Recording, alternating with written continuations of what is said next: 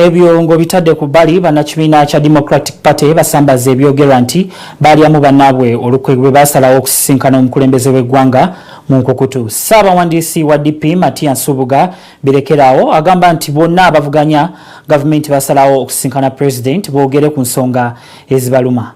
Nakawesa Hairat katuwe ebisingawo.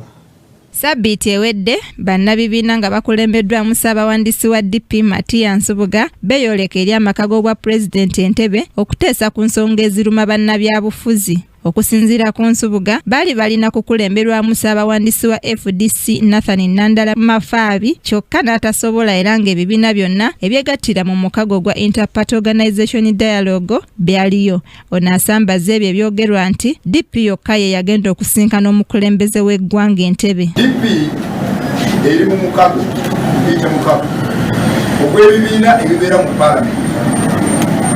Ekibiina kya IPOD Interparty Organization for Dialogue ekitegeeza nti okuteesaganya okwogera dialogue kwogera lwaki twogera kubanga ffenna tuli bakulembeze tukulembera Uganda tufune platform tufune meeza.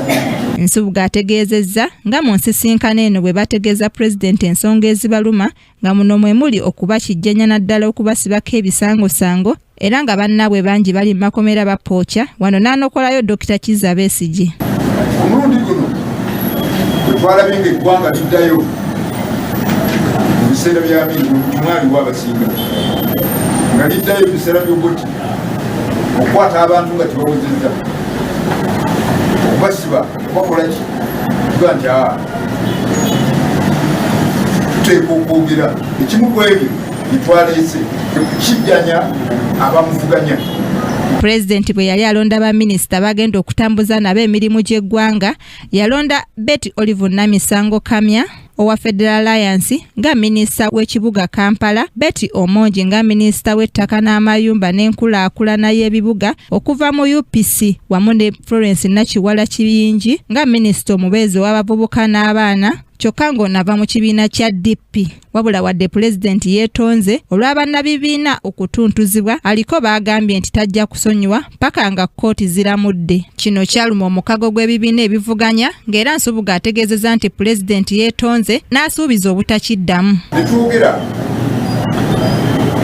kunafuya ebibiina by'obufuzi ng'atandika okugyamu abantu n'abawo bwa minisita n'abawo bwa RGC n'abawo bwali ekyo yeetonze naye ng'abadde akikola kubanga wano Moyo yali omwogezi w'ekibiina yamu obwa RGC n'alowooza nti okusinziira ku ssemateeka ebibiina by'obufuzi awatali kwawulwamu bikkirizibwa okutuula awamu kubaganya ebirowoozo ku nsonga eziruma eggwanga awamu n'okusala entotto ku ngeri gye bayinza obbivuunukamu. Hairati Nakawesa ne Saala Basirika ye bakusakidde eggulire lino ku lwa Kingdom TV amalindirire. This is Kingdom TV.